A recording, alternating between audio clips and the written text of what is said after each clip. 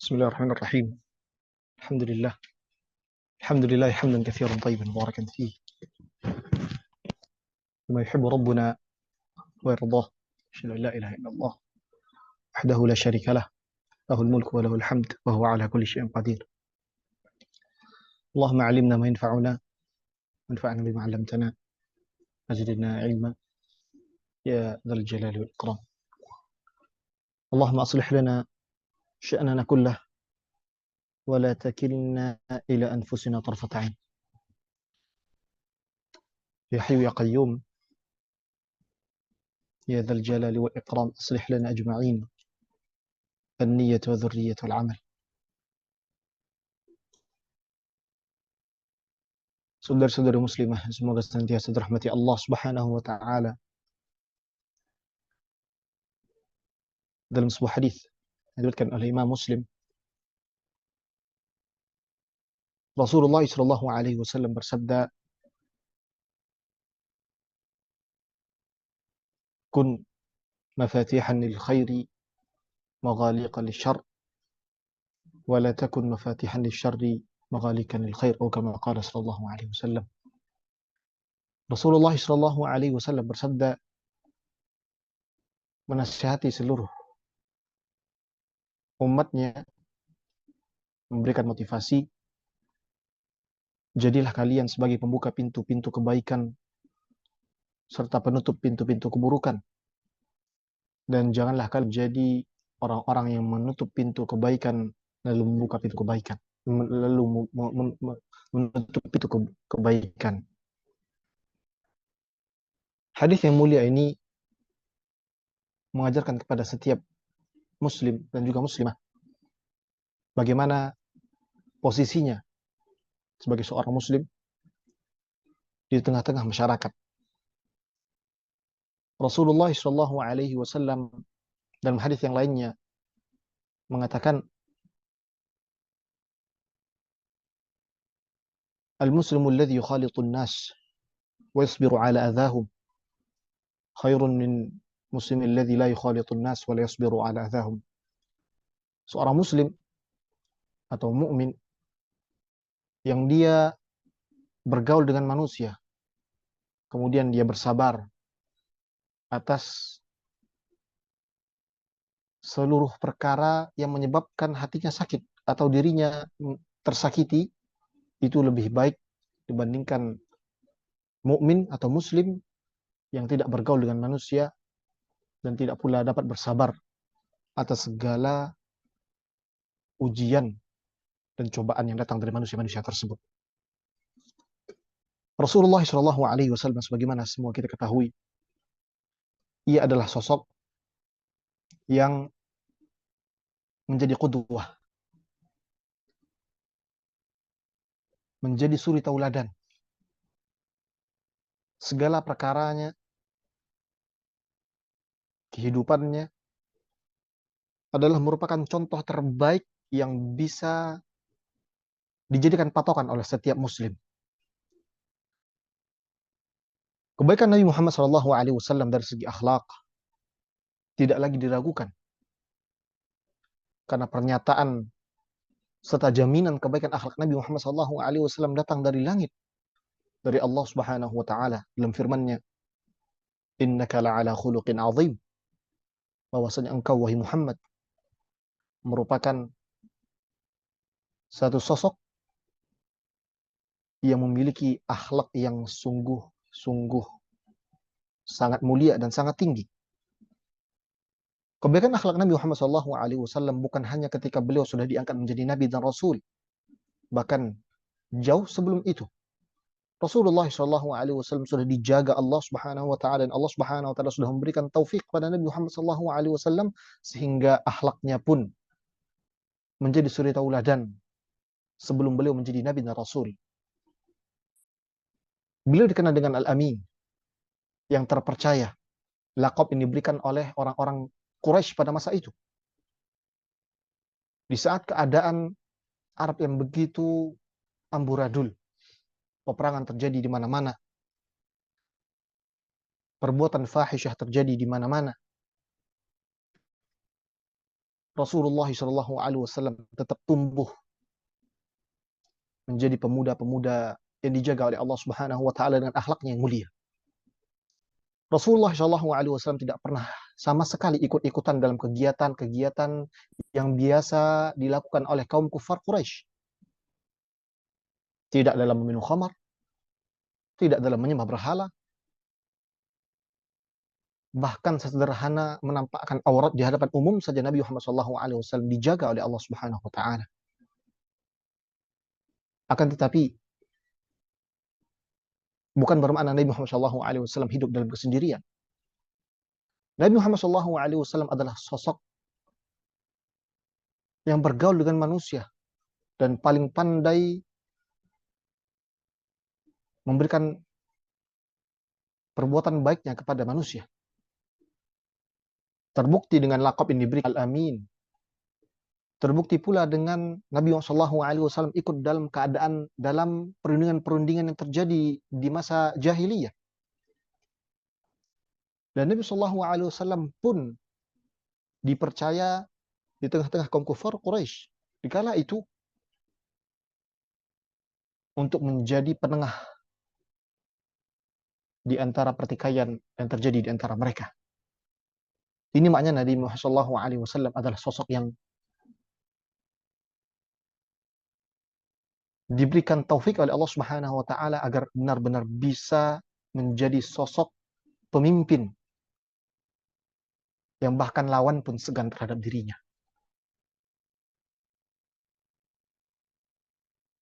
Di antara akhlak yang diajarkan oleh Nabi Muhammad SAW adalah hadis yang tadi kita sampaikan di awal pembukaan. Rasulullah SAW ingin menjelaskan kepada kita bagaimana seharusnya kita di tengah-tengah masyarakat yang kita hidup bersama mereka. Apa kata Rasulullah SAW? Kalau kalian hidup di tengah-tengah masyarakat, maka bergaulah dengan mereka. Akan tetapi dengan syarat, kun miftahan lil khair. Jadilah orang yang membuka pintu-pintu kebaikan dan menutup pintu-pintu keburukan. Kebaikan yang disiapkan oleh Allah Subhanahu wa taala, jalur-jalur dan jalan-jalan yang Allah Subhanahu wa taala bukakan di hadapan kita sangatlah banyak.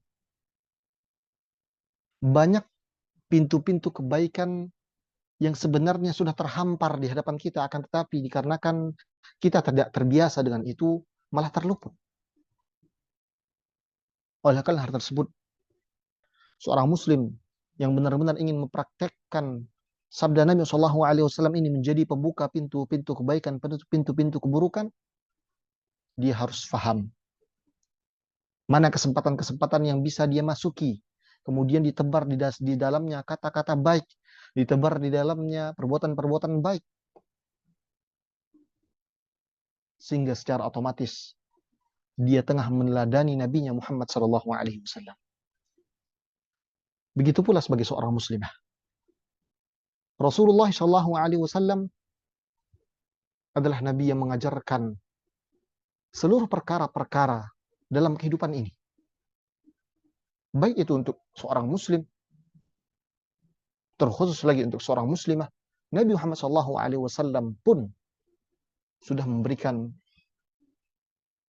qudwah, sudah memberikan tuntunan bagaimana menjadi muslim dan mukmin yang bermanfaat, yang menjadi pembuka pintu-pintu kebaikan dan penutup pintu-pintu keburukan.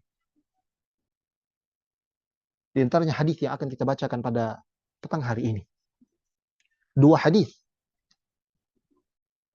yang sedikit banyaknya akan memberikan gambaran kepada kita bagaimana tuntunan Nabi Muhammad SAW kepada setiap muslimah, agar setiap muslimah tersebut pandai memposisikan dirinya di tengah keluarganya, di tengah masyarakatnya, sehingga dia benar-benar sesuai dengan apa yang diinginkan Allah dan Rasulnya SAW.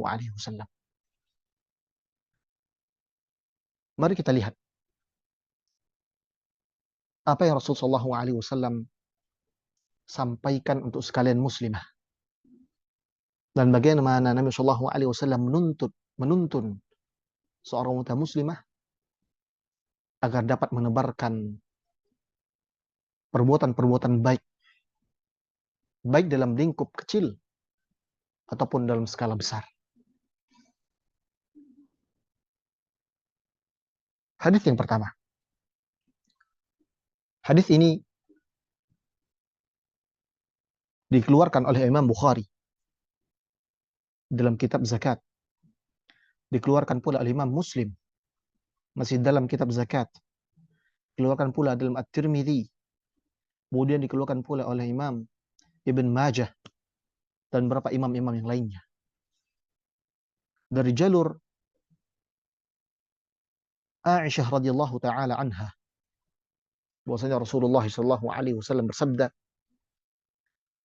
"Idza anfaqatil mar'atu min ta'ami baitiha ghayra mufsidatin kana laha ajruha bima anfaqat wa li zawjiha ajruhu bima kasab wa lil khazini mithlu dhalik la yanqusu ba'd ajra ba'din syai'a."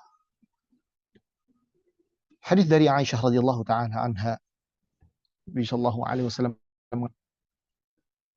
seorang muslimah, seorang istri mengambil dari harta atau makanan yang berada di rumahnya,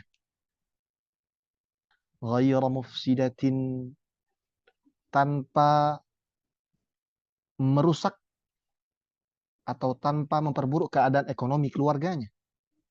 Ia ambil harta suaminya yang sudah diberikan izin oleh suaminya untuk dia infakkan di jalan Allah Subhanahu wa taala, kana laha ajruha. Maka perempuan ini dia akan mendapatkan pahala dari sedekah yang dia keluarkan, wali zaujiha ajruhu bima kasab.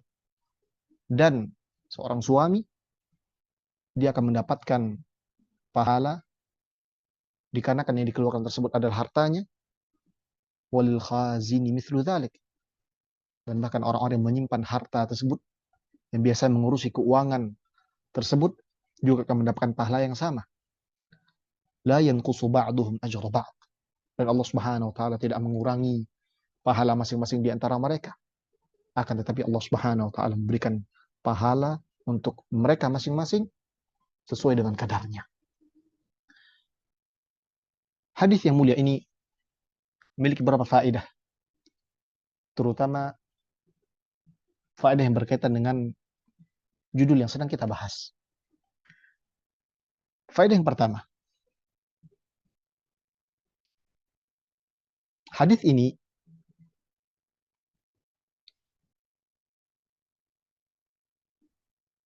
memberikan motivasi untuk sekalian para muslimah, terutama para istri, untuk berinfak di jalan Allah, untuk mengeluarkan harta di jalan Allah Subhanahu wa taala. Akan tetapi hadis ini pula akan memberikan kepada setiap muslimah batasan-batasan sehingga kebaikan yang dia keluarkan, perbuatan baik yang dia lakukan tidak menimbulkan mafsadah setelahnya. Di dalam agama kita punya satu kaidah yang paling penting. Ketika kita ingin beramal atau mengamalkan sesuatu, apa kaidah tersebut? Kaidah tersebut adalah menghilangkan mafsadat lebih dikedepankan dibandingkan mendatangkan manfaat. Artinya, ketika ada satu perkara, ketika dia dilakukan akan menimbulkan mafsadat yang lebih besar, maka yang paling terbaik adalah dia tidak melakukan perbuatan tersebut. Kenapa? Menghilangkan mafsadat lebih dikedepankan dibandingkan mendatangkan manfaat. Ini kaidah penting, terutama untuk sekalian para istri. Kenapa? Akhwati fillah, dalam sebuah hadis Rasulullah SAW bersabda, "Kullukum ra'in wa kullukum mas'ulun an ra'iyatih." Setiap kalian, kata Rasulullah SAW, adalah ra'i, seorang pemimpin, seorang yang mengurusi satu kelompok, satu tempat, ra'i. Dan kalian akan dipertanggungjawabkan di hadapan Allah terhadap apa saja yang kalian pimpin. Kemudian Rasulullah SAW menjelaskan beberapa orang yang disebutkan Rasulullah SAW. Ada raja, ada seorang suami, dan diantaranya adalah seorang wanita.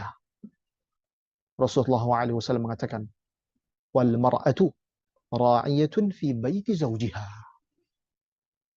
Dan seorang perempuan, seorang wanita, seorang istri, ia adalah pemimpin yang mengurusi segala sesuatu yang berada di rumah suaminya. Dan kelak ia akan ditanya tentang kepemimpinannya, tentang bagaimana dia mengurusi setiap apa yang diamanahkan oleh suaminya kepada dirinya. Dan ini pintunya. Disinilah pintu-pintu kebaikan yang Allah Subhanahu wa taala bukakan untuk sekalian para istri, untuk sekalian para wanita muslimah. Dia harus pandai mengambil celah. Dia harus pandai melihat di mana kesempatan dia bisa berbuat baik dengan kepemimpinan yang dia miliki. Dan hadis ini mengajarkan hal tersebut. Rasulullah SAW mengatakan bahwa ada seorang istri yang mengambil dari keperluan rumah yang diberikan oleh suaminya. Kemudian dia keluarkan harta tersebut untuk dinafkahi di jalan Allah Subhanahu wa taala, maka dia akan mendapatkan pahala dan secara otomatis dia sedang memberikan ganjaran pahala pula untuk suaminya. Dan perbuatan ini adalah bentuk kecerdasan seorang wanita muslimah dalam melihat celah-celah kebaikan. Dan tentu saja dalam masalah ini ada beberapa syarat yang harus terpenuhi sehingga kebaikan itu benar-benar bisa menjadi kebaikan dan tidak menimbulkan mafsadat. Hadis ini memberikan faedah juga bahwa seorang istri haruslah cerdas dalam mengelola apa yang sudah diamanahkan oleh suaminya. Baik itu harta, ataupun rumah, dan lain sebagainya. Dan Allah Subhanahu wa taala sebagaimana hadis yang tadi disampaikan akan bertanya terkait dengan kepemimpinan wanita tersebut. Jika dia diberikan nafkah oleh suaminya, kemana dia infakkan? Ketika nafkah tersebut sudah disampaikan oleh suaminya, bagaimana dia mengelolanya? Apakah pada hal-hal yang baik atau pada hal-hal yang buruk?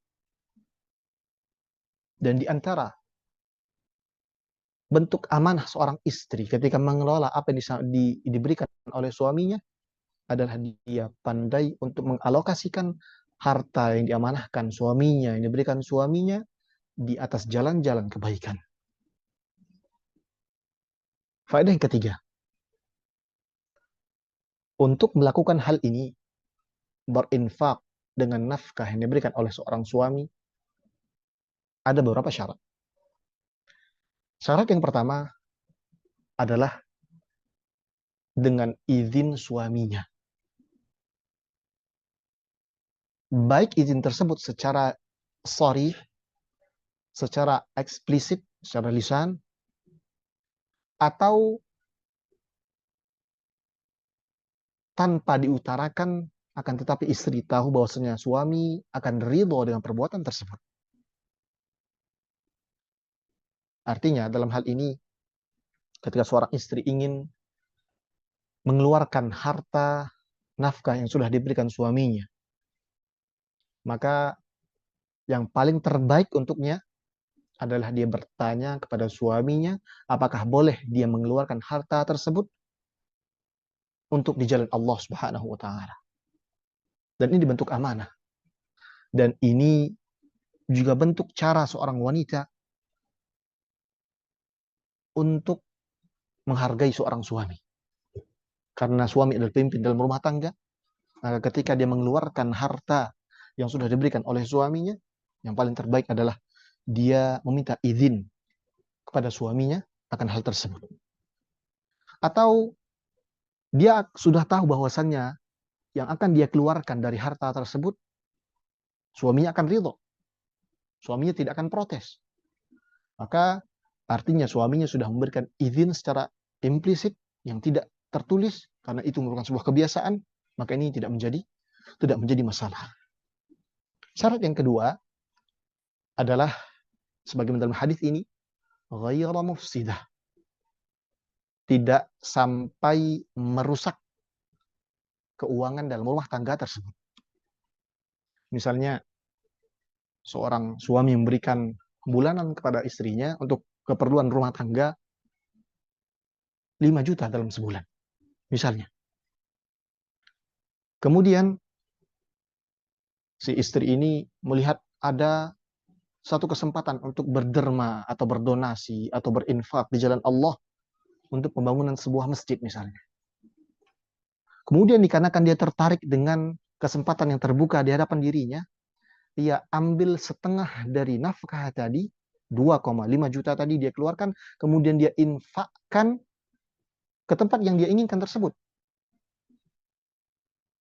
Maka dia harus melihat, apakah dengan dia mengeluarkan setengah dari nafkah tersebut, dari yang diberikan oleh suami tersebut, apakah cash flow atau keuangan dalam rumah tangga tersebut akan terganggu? Kalau terganggu, maka tidak boleh dia mengeluarkan donasi tersebut, kecuali suaminya yang mengizinkan dan memberikan ganti atas apa yang dia keluarkan. Kalau tidak, maka seorang istri tidak diperbolehkan untuk mengeluarkan harta yang sudah diamanahkan oleh suaminya untuk keperluan rumah tangga, walaupun itu untuk berinfak di jalan Allah Subhanahu wa taala. Dan ini tentu saja sebagian dari hadis ini min ta'ami baitiha, keperluan rumah tangga. Berbeda dengan seorang istri yang misalnya dia punya penghasilan sendiri, maka jumhur ulama mengatakan tidak menjadi masalah untuk dia keluarkan bagaimanapun ia kehendaki. Karena tidak ada urusan dalam harta istri yang dia dapatkan oleh istri sendiri, dan tidak ada campur tangan suami sedikit pun di dalamnya, dan suami bahkan dilarang untuk ikut campur terhadap apa-apa yang sudah dihasilkan istrinya oleh dirinya sendiri. Misalnya ibu-ibu ada jualan, ya, kemudian dapat penghasilan dari jualan tersebut, maka hak itu adalah anti sendiri, dan seorang suami tidak boleh mengusik harta yang sudah didapatkan istri tersebut. Bagaimanapun cara istri mendapatkan selama dari cara yang halal, maka suami tidak boleh mengusik harta tersebut. Berbeda halnya dengan apa-apa yang diberikan oleh sang suami, maka istri paling tidak harus mendapatkan izin dari suami untuk mengelolanya, terutama pada hal-hal yang dapat merusak keuangan dalam rumah tangga. Maka ini harus diperhatikan oleh setiap para istri, setiap para muslimah, agar kebaikan yang ingin dikerjakan tidak menimbulkan mafsadat yang lebih buruk. Karena seringkali terjadi seorang wanita muslimah itu dia tidak pandai menakar bagaimana seharusnya dia mengelola keuangan dalam rumah tangganya. Dia merasa bahwasanya dia ingin untuk berinfak, dia ingin bersedekah, sehingga ketika dia keluarkan harta tersebut, ternyata keuangan dalam rumah tangganya menipis, keuangan rumah tangganya menjadi sulit. Maka ini bukan merupakan bentuk kebijaksanaan seorang istri. Kemudian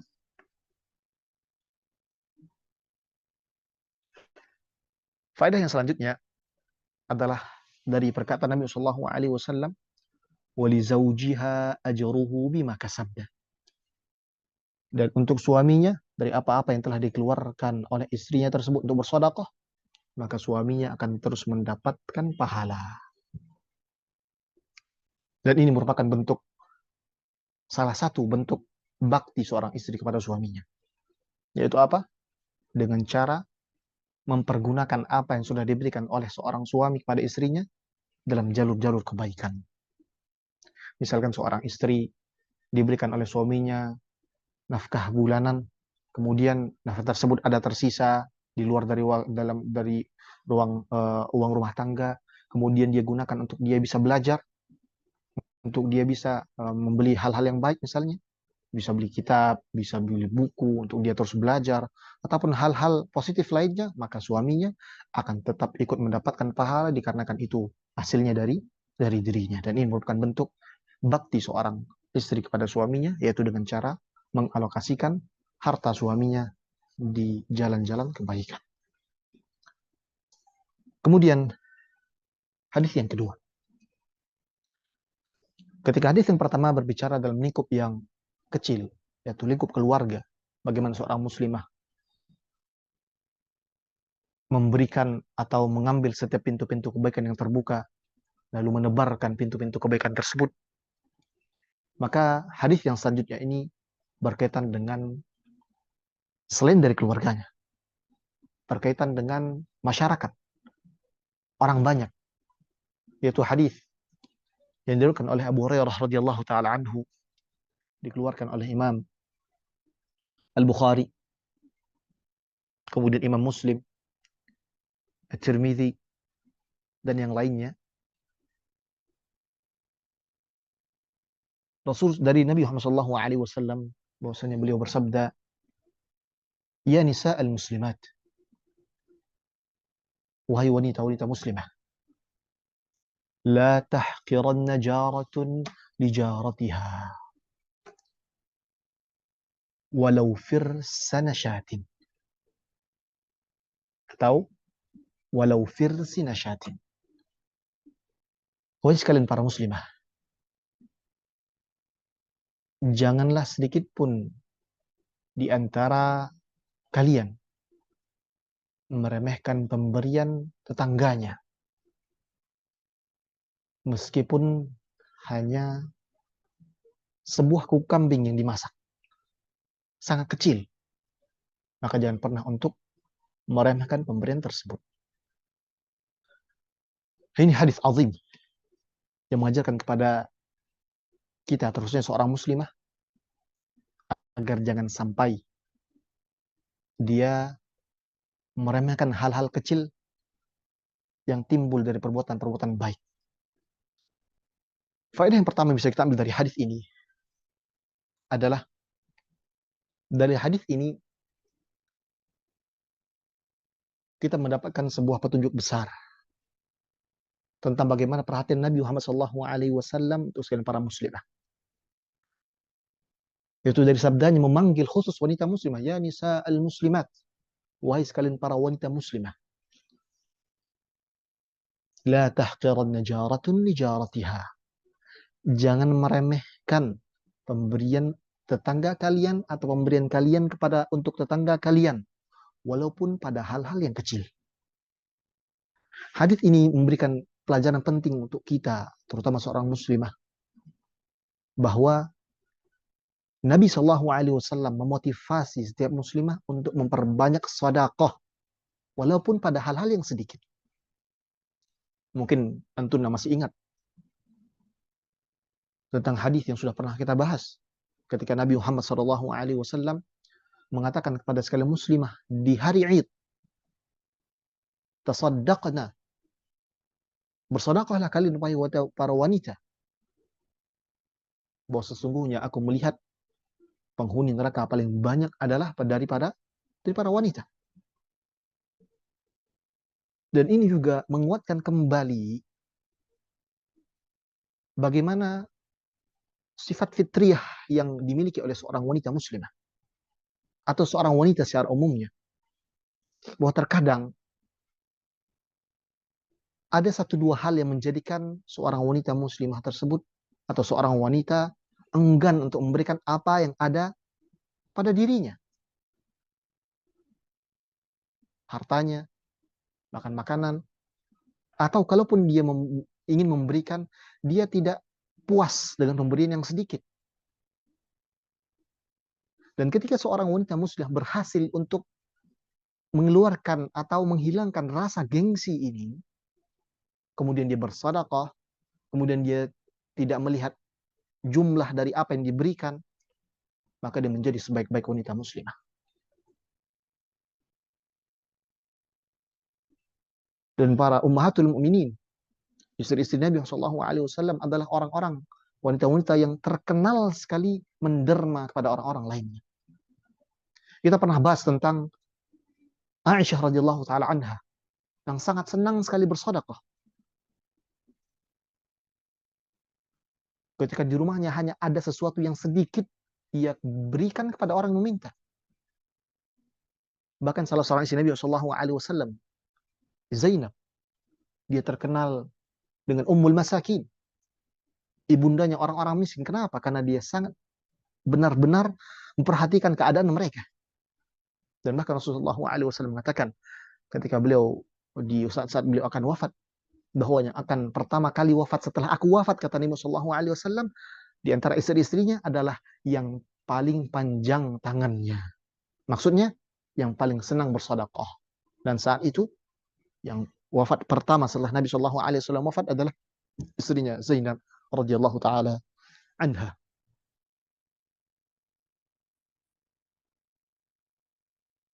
Maka jangan pernah menganggap remeh semua kebaikan yang kita keluarkan ataupun yang kita terima.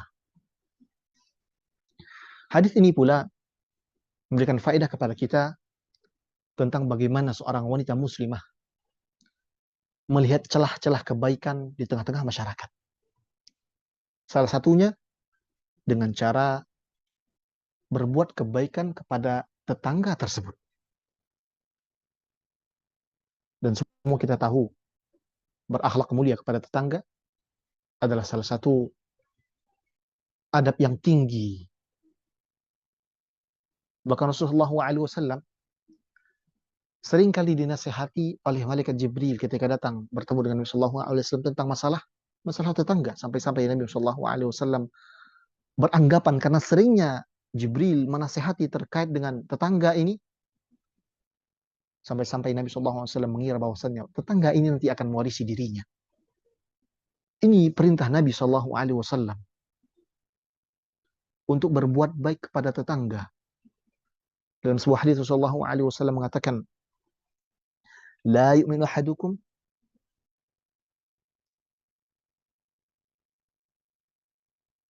hatta yuhibba li akhihi ma yuhibbu li nafsihi.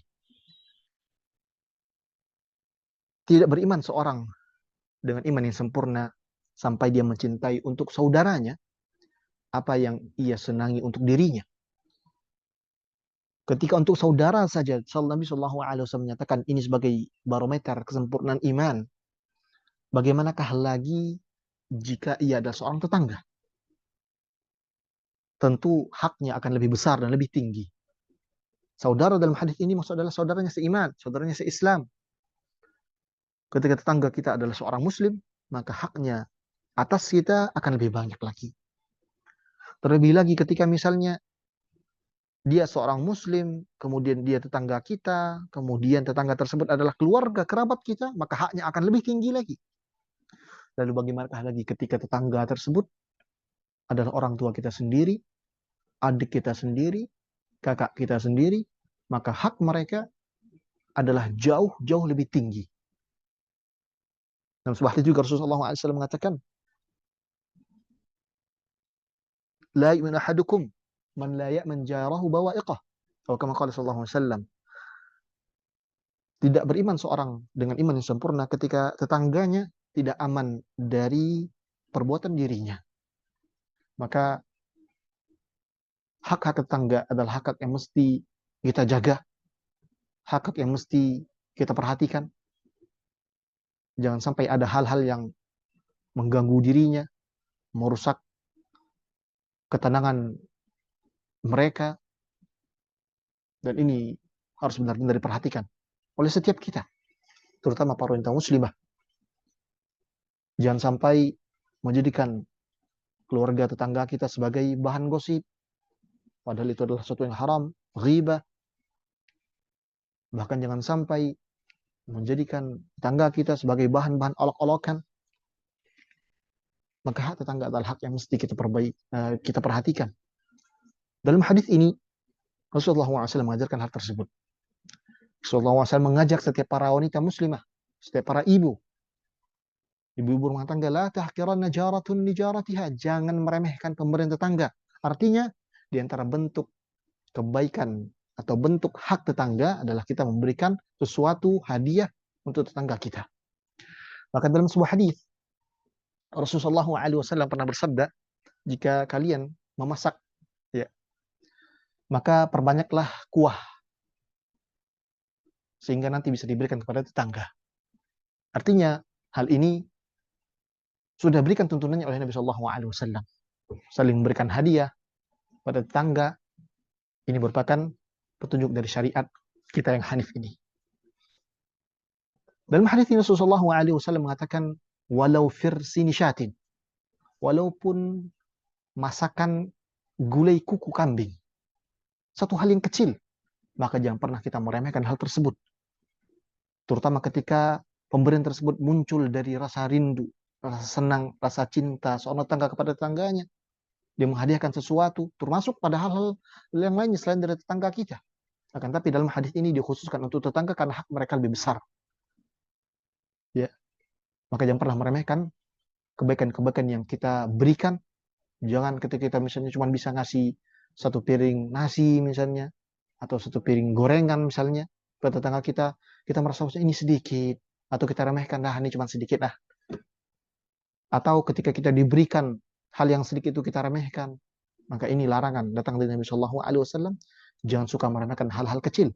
Siapa tahu dari hal-hal kecil inilah akan timbul kebaikan yang banyak. Akan timbul rasa cinta di antara mereka, di antara para tetangga, sehingga terjadi keharmonisan, ya, tidak saling menjelekkan, bahkan saling membantu. Bukankah kita semua tahu bahwasanya Rasulullah SAW mengatakan, la yu'minu ahadukum hatta la tadkhul innakum lan tadkhulul jannah hatta tu'minu. Bahwasanya kalian tidak akan masuk surga sampai kalian beriman.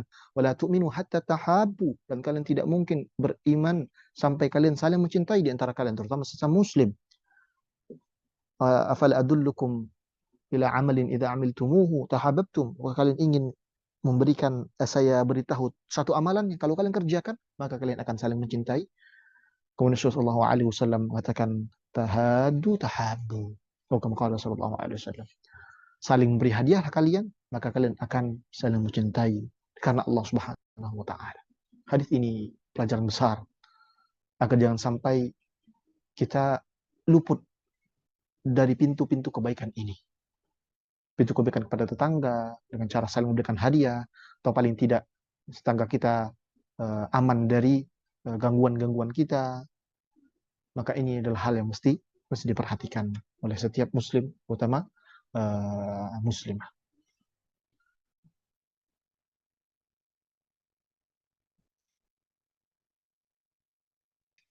Nah, mungkin ini saja hadis yang bisa kita baca pada petang hari ini yang berkaitan dengan menebarkan setiap kata baik, setiap perbuatan baik yang bisa kita kerjakan, dan jadilah seperti apa yang disampaikan Rasulullah SAW, menjadi pembuka pintu kebaikan dan menutup pintu keburukan. Dan ini merupakan pesan-pesan khusus untuk sekalian para muslimah, dikarenakan apa yang tadi kita sampaikan dari hadis-hadis ini sangat berkaitan erat dengan para muslimah tentang bagaimana dia menjaga harta suaminya, bagaimana dia menginfakkan harta tersebut, dan bagaimana prosedurnya, apakah dia boleh begitu saja mengeluarkan harta atau tidak, tadi itu sudah bahas. Kemudian bagaimana pula dia berinteraksi dengan tetangganya, dan bagaimana dia menerima atau memberikan sedekah dan hadiah kepada orang-orang yang terdekatnya, orang-orang dia cintai. Allah Ta'ala alam. Kami cukupkan sesi materi pada petang hari ini sampai di sini. Mudah-mudahan yang singkat ini bisa bermanfaat dan bisa kita amalkan dalam kegiatan sehari-hari kita. Dan mudah-mudahan hadis-hadis yang kita bacakan ini semakin menguatkan hati setiap muslimah bahwa agama ini, agama Islam, adalah agama yang benar-benar mengatur segala aspek kehidupannya, yaitu khususnya para wanita muslimah. Kita sudah bahas banyak aspek dari sisi wanita, dan hari ini kita kembali diajarkan, ya, sampai kepada kita hadis-hadis tentang bagaimana seorang muslim bersikap dalam mengelola harta suaminya, kemudian dalam bagaimana dia berkehidupan dengan tetangga-tetangganya. Mudah-mudahan ini bisa bermanfaat dan juga semakin menguatkan hati seorang muslimah, kecintaannya kepada Islam, sehingga ini akan menumbuhkan keimanan-keimanan yang yang semakin tinggi, semakin besar pada Allah Azza wa Jalla. Wallahu taala alam. Sampai sini sesi materi kita. Kiranya waktu yang tersisa bisa kita buka untuk sesi tanya jawab. Jika memang ada pertanyaan, dipersilahkan. Mohon kembalikan kepada moderator. Jazakallahu khairan. Nah, Ustaz, alhamdulillah, jazakallahu khairan atas pemaparan materi kita yang menarik pada sore hari ini. Selanjutnya kita buka sesi tanya jawab. Kami persilakan kepada ummahat wa akhwat yang ingin mengajukan pertanyaan secara langsung. Tafadholi.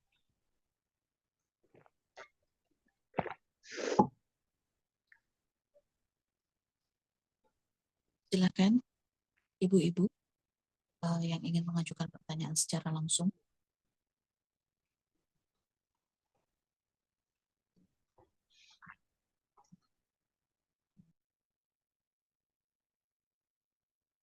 Sekali lagi kami himbau kepada ibu-ibu yang ingin mengajukan pertanyaan langsung.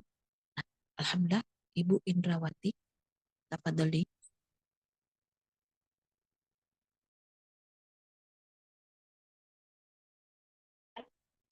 Assalamualaikum warahmatullahi wabarakatuh. Kita sore ini tentang suami. Kadang-kadang suami kan memberikan jumlah nilai tertentu gitu kan. Tapi kita kadang-kadang maunya, maksudnya tadi yang bersedekah atau gimana tuh, suami kita ngomong, suami pun tidak menakar gitu. Pokoknya dikasih uang segini, pandailah gitu kan. Jadi hukumnya seperti ini gimana Ustaz kalau kita berinfak atau beramal soleh yang lainnya dengan uang yang dikasihkan ke suami tadi itu Ustaz. Itu aja Ustaz. Waalaikumsalam warahmatullahi wabarakatuh. Jazakallahu khairan atas pertanyaannya. Ini kembali mengingatkan kita terhadap pembahasan kita pada hari ini. Bahwasanya di antara syarat seorang istri mengeluarkan harta yang diberikan suaminya ya adalah dengan dua syarat. Yang pertama atas izin suaminya. Kalau izin ini sudah dia terima, baik secara lisan, secara langsung, atau dia tahu bahwasanya kadar yang akan dikeluarkan ini adalah kadar yang bagi suaminya adalah sesuatu yang biasa. Oh, tidak apa-apa. Tanpa izin pun suaminya pun tidak masalah. Kemudian syarat yang kedua, anti harus tahu dan anti lebih tahu tentang bagaimana kebutuhan rumah tangga yang anti hadapi. Apa saja kebutuhannya, kalaupun ya anak sekian berapa kebutuhannya dan sebagainya. Kalau ternyata pas-pasan saja dengan kebutuhan tersebut, ya maka ada baiknya jangan diambil dari harta tersebut. Karena sekali lagi agama kita mengajarkan tentang mendatangkan manfaat itu harus diperhatikan agar jangan sampai ada mafsadat setelahnya. Jadi kalau suami sudah memberikan satu jumlah nafkah sekian, kemudian anti melihat bahwasannya yang diberikan ini berlebih, ya kebutuhan rumah tangga sudah terpenuhi, mungkin kebutuhan anak-anak sudah terpenuhi, ya, dan mungkin ini memang khusus diberikan suami untuk jajan anti sebagai seorang istri, maka tidak menjadi masalah nanti keluarkan untuk bersedekah ataupun hal-hal yang lainnya. Ya, akan tapi perlu diperhatikan dalam masalah ini terkait kemana harta tersebut dikeluarkan. Jangan sampai ketika harta tersebut berlebih, ya walaupun sudah diberikan kepada seorang istri, dia sekehendaknya menggunakan harta tersebut sehingga dia gunakan untuk hal-hal yang tidak diridhoi oleh Allah Subhanahu wa taala. Adapun kalau dikeluarkan untuk hal-hal yang baik, untuk bersedekah, untuk proses dia belajar atau yang lainnya, maka ini tidak menjadi masalah. Dan bahkan kalau dalam hal ini ketika sudah terpenuhi seluruh kebutuhan rumah tangga, ghair mufsidah sebagian hadis tadi, maka tidak mengapa kalau tanpa diberitahu seorang suami akan hal tersebut. Terutama kalau jumlahnya tidak terlalu besar. Kalau besar, maka perlu untuk dikomunikasikan kepada suaminya. Wallahu taala alam. Nah. Alhamdulillah, jazakallah khairan Ustaz atas jawabannya. Selanjutnya kepada penanya berikutnya, silakan Ika Umum Wais, tafadholi.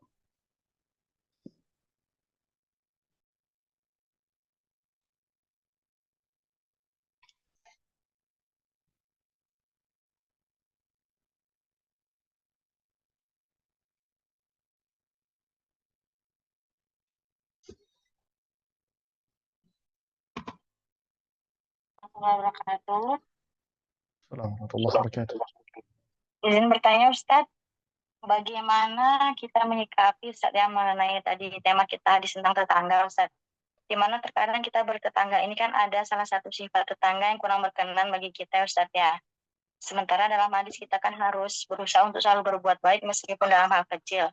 Kita sudah mencoba untuk mengerti terkadang, Ustadz, tapi terkadang ya kita ada sisi-sisi paham yang terus berlanjut begitu, Ustadz. Mohon pencerahan Ustadz agar nanti lebih terjaga kan ukhuwahnya, Ustadz.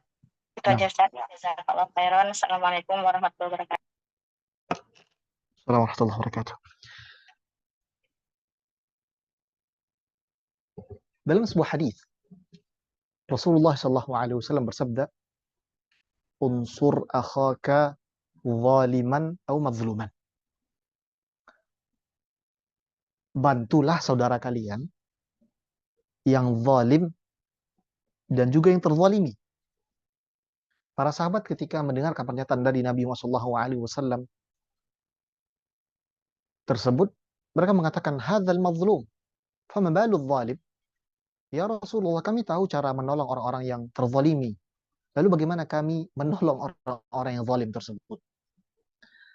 Kemudian Rasulullah SAW mengatakan, cara membantu orang-orang zalim adalah memberitahu kezaliman tersebut sehingga dia berhenti dari bentuk kezaliman tadi. Maka ketika kita bertetangga, bermasyarakat, ada dua pilihan dalam diri kita. Kita menjadi orang-orang yang terzalimi atas perbuatan zalim tetangga kita atau masyarakat kita, atau justru kita menjadi orang-orang yang zalim. Kalau toh tadi kita menjadi orang-orang yang terzalimi, atau kita melihat tetangga-tetangga kita menjadi terzalimi, maka kita bantu orang zalim tadi, orang-orang yang dizalimi tadi. Kalau sebaliknya, kalau kita justru menjadi orang yang zalim, maka kita berhenti dari kezaliman tersebut.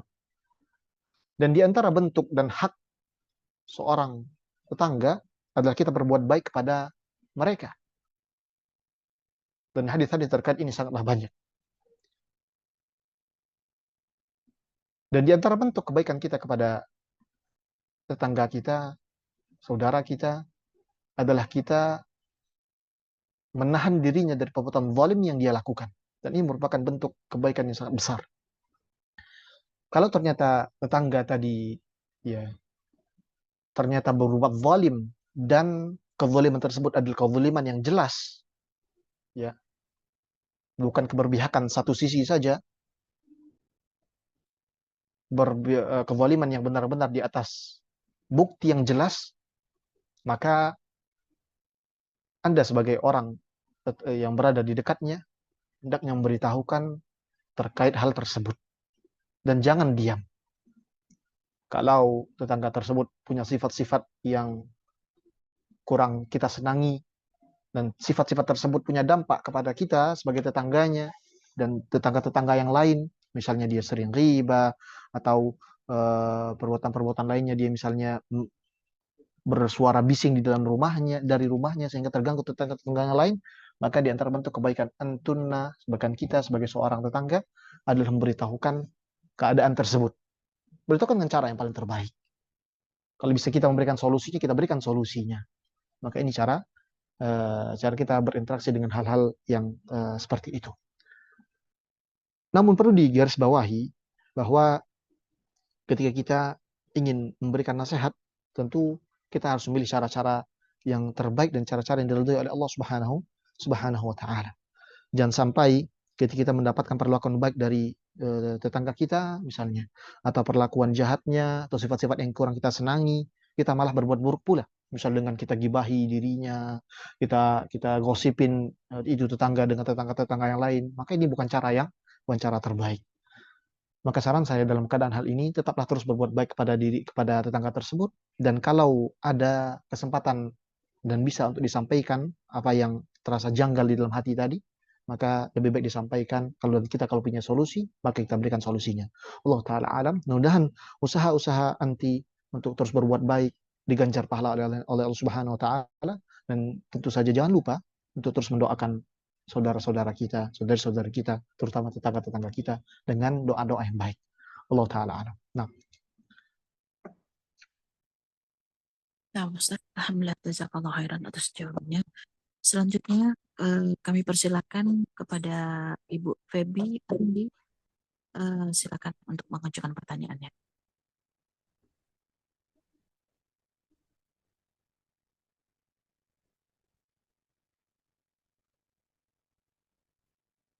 Bismillahirrahmanirrahim. Assalamualaikum warahmatullahi wabarakatuh. Assalamualaikum warahmatullahi wabarakatuh.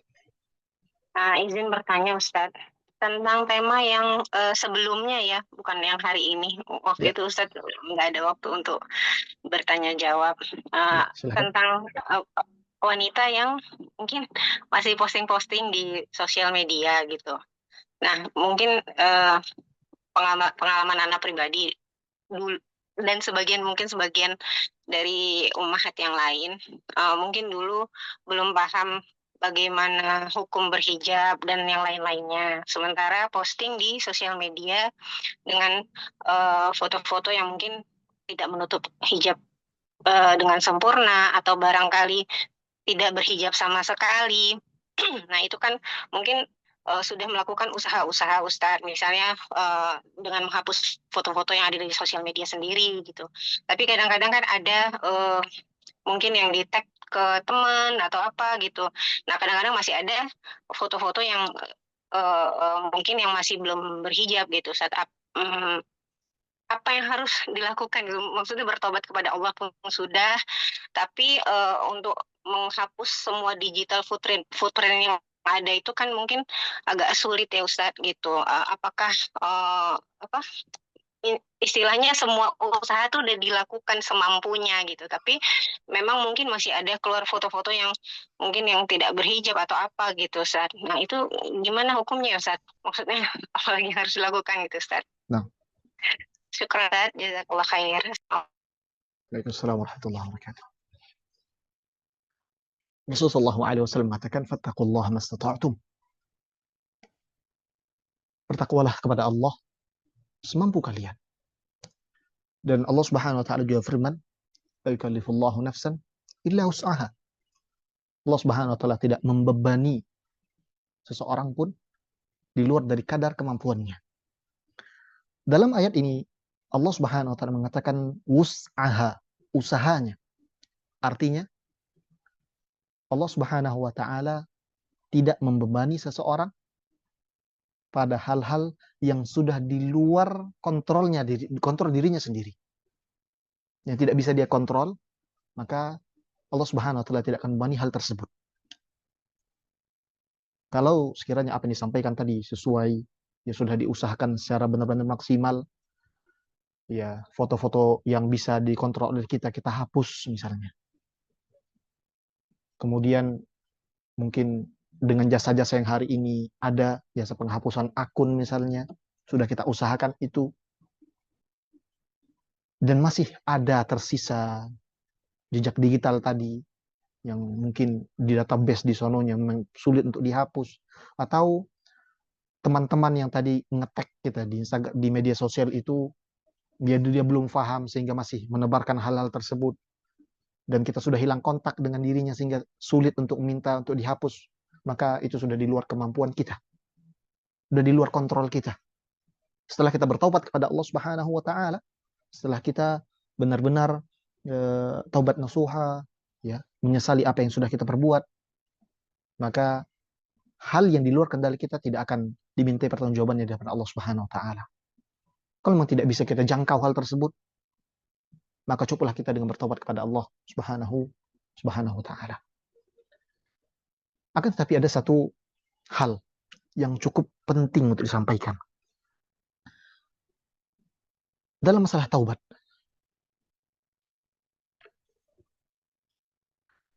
ketika kita perintahkan taubat nasuha dengan syarat-syarat taubat nasuha yang kita ketahui, adanya rasa penyesalan, adanya azam kuat untuk tidak mengulangi dosa tersebut. Di antara hal yang disampaikan oleh guru kami Syekh Sulaiman Ar-Ruhaili hafizahullah, ketika beliau memberikan syarah terkait Al-Wasiyatus Sughra milik Syekhul Islam Ibnu Taimiyah, beliau mengatakan bahwa di antara bentuk penyesalan terhadap dosa-dosa masa lampau adalah dia bersedih ketika mengingat dosa-dosa tersebut. Dalam hal ini, di antara bentuk penyesalan yang jujur dan bertobat yang jujur adalah ketika kita benar-benar malu, marah, menyesal ketika kita melihat foto-foto kita masih tersebar yang tidak menutup auratkah itu, atau bahkan foto-foto yang lainnya, atau mungkin masa-masa dahulu kita. Ya na'udzubillah min dzalik, misalnya masa-masa kita berpacaran. Kalau kita melihat hal tersebut, muncul rasa malu pada diri sendiri yang mendorong kita untuk senantiasa memberikan diri kepada Allah, bukan malah sebaliknya. Ketika lihat foto, kita malah nostalgia. Oh, ini, dulu begini, dulu begini, dulu begini. Kayaknya enak ya dulu begini. Atau kita nostalgia masa-masa dengan suami kita dulu, sebelum menikah misalnya. Pada hubungan-hubungan yang haram, kita tersenyum. Oh iya bang, begini ya. Ini merupakan bentuk tanda-tanda bahwa penyesalan yang ada di dalam diri seorang muslim itu belum sempurna. Kita tidak menyatakan bahwasanya taubatnya tidak diterima, akan tetapi salah satu penolong dan penunjang taubat seorang itu terima adalah dia benar-benar menyesali apa yang sudah dia perbuat. Dan sangat disayangkan, hari ini banyak sekali kaum muslimin yang dengan bangganya, bahkan kalau saya bilang dengan angkuhnya menceritakan masa lalu, masa buruknya, walaupun dengan dalih ini sebagai pelajaran, walaupun dengan dalih semoga dapat ibrahnya, kan, tapi dia buka aib-aib masa lalunya. Dia buka dosa-dosa yang dia lakukan di masa lalunya. Dengan bangganya dia cerita dengan cara tertawa, dengan bangga. Na'udzubillah min dzalik. Maka ini harus sama-sama perhatikan oleh setiap kita. Kalau usaha kita sudah maksimal, kita sudah bertobat kepada Allah, maka yang lainnya, yang di luar kontrol kita, maka Allah Subhanahu wa Ta'ala tidak akan membebani kita atas hal-hal tersebut. Selama kita benar-benar jujur dalam taubat kepada Allah Subhanahu wa Ta'ala. Dan semua usaha untuk hal tersebut sudah kita lakukan. Dalam masalah foto ini tadi sudah kita hapus yang bisa kita masuk dalam akunnya misalnya, atau sudah kita hubungi jasa-jasa untuk menghapuskan akun. Kalau semua itu sudah kita lakukan dan masih ada tersisa jejak digital kita, maka ini semua sudah di luar tanggung jawab kita karena kita sudah bertobat kepada Allah Subhanahu wa Ta'ala. Mudah-mudahan dengan hal tersebut Allah Subhanahu wa Ta'ala menerima taubat kita dan menghapuskan dosa-dosa masa lalu kita yang belum Allah Subhanahu wa Ta'ala ridhai. Semoga Allah Subhanahu wa Ta'ala memberikan istiqomah kepada kita semua, istiqomah dalam berada di atas jalur kebenaran yang hak ini, berada di atas tauhid, di atas sunnah, di atas manhaj yang benar.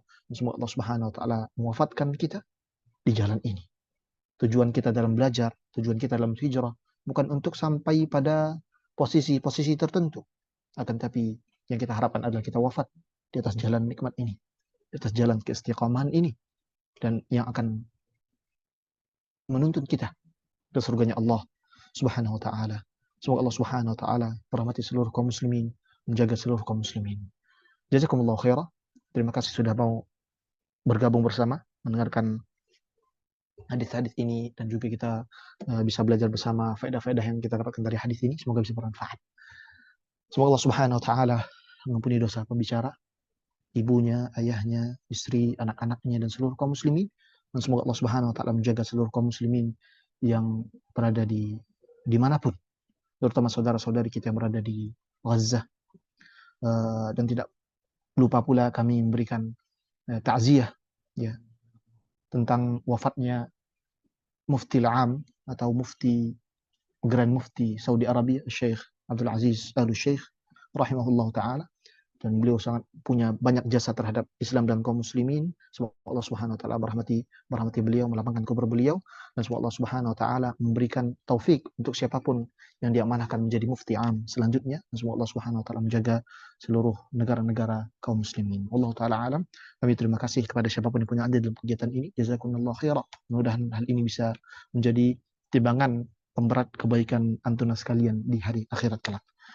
Kami mohon maaf atas semua keterbatasan yang kami miliki, keterbatasan ilmu, keterbatasan waktu, keterbatasan cara menyampaikan. Semoga Allah Subhanahu wa Ta'ala mengampuni kami dan semoga kami bisa dimaklumi.